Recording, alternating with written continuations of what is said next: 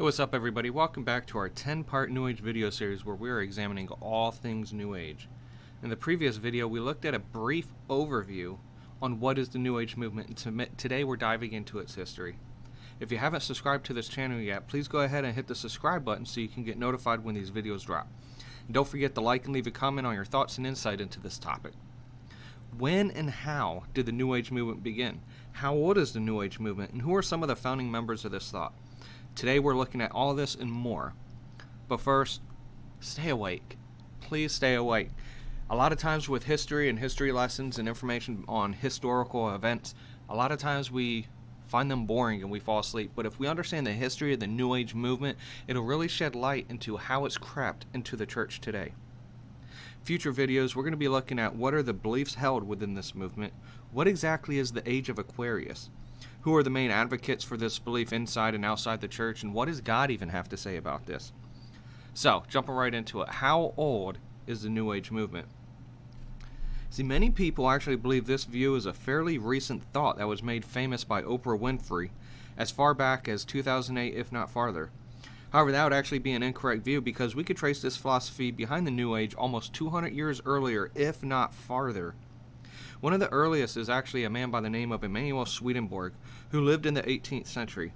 And if you're familiar with my Mormon videos, you'll remember that his works are very similar to Joseph Smith's later revelations, specifically from Swedenborg's Heaven and Hell writing.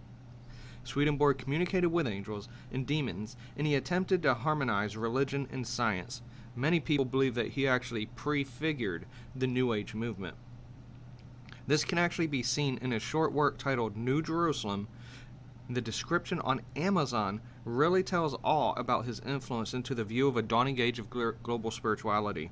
It says, Swedenborg understood the city of New Jerusalem as he described in the book of Revelation to mean not a physical city, but an epoch of history, a new spiritual age that was just beginning to take shape during his lifetime in the 18th century.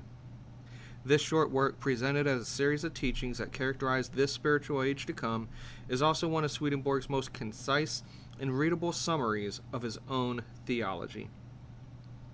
Building on fundamental concepts such as good, truth, will, and understanding, he describes the importance of love and usefulness in spiritual growth. The philosophy was already prevalent, however, in America in the 19th century, seen by the work of William Blake, Phineas Quimby, Helena Blavatsky, and Mary Baker Eddy. In 1810, in Milton a Poem, William Blake coined the term New Age. In the preface is written, "The stolen and perverted writings of Homer and Ovid, of Plato and Cicero, which all men ought to contemn, are set up by artifice against the sublime of the Bible. But when the New Age is at leisure to pronounce, all will be set right, and those grand works of the more ancient and consciously and professedly inspired men will hold their proper rank, and the daughters of memory shall become daughters of inspiration." There's little doubt that the age spoken of here was an age that we're discussing today, namely a new epoch or a new era that he saw arising shortly, similar to that of Swedenborg. Later, around 1830, Phineas Quimby founded the New Thought movement, and Dr. Joseph Murphy refers to Quimby as the great American healer. He reveals that through Quimby's beliefs and teachings, he could command another's body and heal them, in a similar fashion as Christ did, as recorded in the Gospels. A few decades later, in 1875, Helena Blavatsky, a Russian living in New York, co-founded the Theosophical Society. The society reports that Helena traveled the world searching for wisdom about life and the reason for human existence. Again, the basic questions that establish one's worldview. Eventually, Blavatsky brought the spiritual wisdom of East and Western mysteries to the modern West, where it was said they were virtually unknown. Her writings became the first exposition of what we know of today as the modern theosophy. Due to Helena Blavatsky, America receives a pluralistic worldview due to her adoption of various religious teachings. The Theosophical Society records their vision, mission, and ethics on their official website, stating they have a vision of wholeness that inspires a fellowship united in study, meditation, and service. A mission of encouraging open-minded inquiry into world religions, philosophy, science, and the arts in order to understand the wisdom of the ages, respect the unity of all life, and help people explore spiritual self-transformation. And an ethic holding that every action, feeling, and thought affects all other beings, and that each of us is capable of and responsible for contributing to the benefit of the whole. Key things mentioned in here are the fact of meditation, open-minded inquiry into world religions, the wisdom of the ages, spiritual self-transformation, and the benefiting of the whole of humanity through our actions and our feelings and our thoughts. These are all teachings that are still found in the New Age movement today. A few years later, Mary Baker Eddy began what's known as the Church of Christian Science in 1879. While recovering from a life-threatening accident after reading the Bible, she believed her healing was based upon the laws found within Scripture, and that these laws could be applied to anyone. Espousing that healing isn't miraculous, but simply understanding God's love and power, she went on to pen Science and Health with key to the Scriptures. William Butler Yeats also helped continue the New Age philosophy and literature. Yeats was the founder of the Abbey Theatre in London, a renowned poet and devotee to the esoteric section of the Theosophical Society. He was admitted to the society in 1885 and joined the society in England in 1889. Seeing the influence of occultic Gnosticism, pluralistic teachings in the 19th century, the 20th century sees a continuing rise, but more specifically, centralized pluralistic tenets. Here we are introduced to a man by the name of D.H. Lawrence, who was influenced by theosophical elements, ancient Egypt, Greek wisdom, the unity of religions, and the mystery of Atlantis. The influence in his life can most clearly be seen in his essays, interpreting the Bible in a symbolic way. T.R. Wright states that Lawrence, while remaining detached from theosophical orthodoxy, can be found to practice a mode of double reading of the Bible similar to that of Blavatsky and her followers. It's pointed out that Blavatsky's interpretation of the serpent in the Garden of Eden has fed into the symbolic significance of Lawrence's writing as seen in the plumed serpent. There's a New Age thought that the Bible is to be taken symbolically much more so than literally, and that leads to a lot of these false views. Then in the early to mid-1900s, Edgar Cayce, who was an American mystic and supposed theologian, founded the Association for Research and Enlightenment. Edgar was considered a pivotal influence on the later to be known as the New Age movement. In his childhood, Cayce believed he was communicating with his deceased grandfather and often played with imaginary friends who he believed were to be spirits. This fascination led into his occultic practice in the performing of psychic readings for over 40 years. The majority of his written works were focused on holistic health and illnesses, and many claimed physical healings during these readings. He taught on channeling and mediumship, which is allowing a spirit to speak and act through one's body. Cayce, like many other New Age spiritists, took the Bible symbolically, and most specifically the fall in Genesis and the apocalyptic writings of John in the book of Revelation.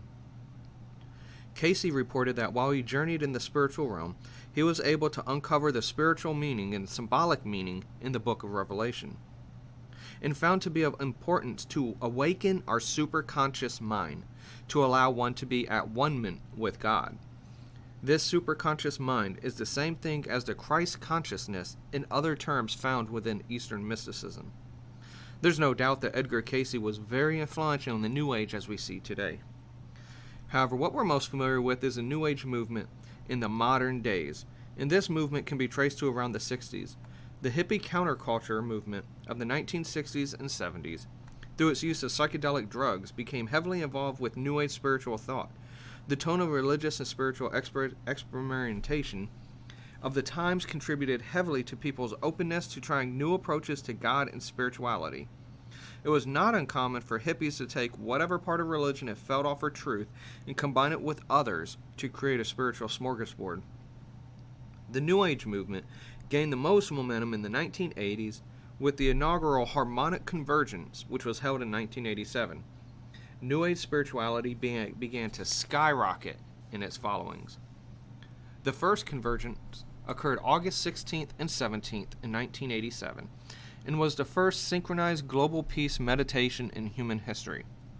This was not a centralized event, but rather tens of thousands, if not millions of people gathered around sacred sites on Earth such as Stonehenge, Machu Picchu, and others for a coordinated moment of meditation and prayer.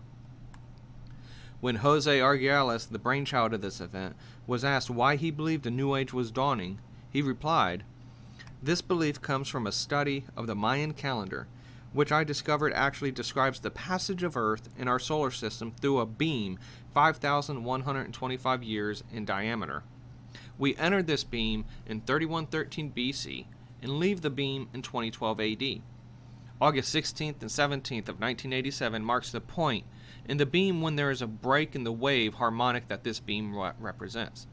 The day also corresponds to prophecies concerning the return of the god hero Kukulkan, as well as various other intertribal prophecies calling for 144,000 awakened sun dancers to dance the New Age into beginning." Jose was also asked if this was a new religion. To this he said, yes, in a way it is a new religion, the religion of the earth, a religion that encompasses all religions and beliefs by shadowing our oneness with the earth in all of life. A religion galactically attuned to the new frequencies so that the timeless values of service and compassion for the higher good will be reestablished in the hearts of humankind once again. The Harmonic Convergence still continues to this day with the goal of global meditation to invite peaceful extraterrestrials to show themselves. These followers state that there were hundreds of sightings and that they aspire to collectively raise consciousness, uplift humanity into a higher resonance beyond world peace to universal peace. So we can see this New Age view, though has evolved and is very broad, that houses many views and beliefs, has been around for hundreds of years. And if you were to do more study, you can find influences back to before Christ's first advent. Some of the major catalysts to the New Age that we're seeing today, such as relativistic truths, channelings, psychics, meditation, symbolic interpretation of the Bible, and other pluralistic practices, can be attributed to Swedenborg, Blavatsky, and Cayce. Much more can be said and revealed, but this should suffice for now to gain a brief understanding of the formation and the rise and the evolution of the New Age thought. So in the next video, we're going to be looking at the major common beliefs that are held within the New Age movement. So be sure to subscribe to this channel and be notified when that video drops. So until next time, thanks for watching, and God bless.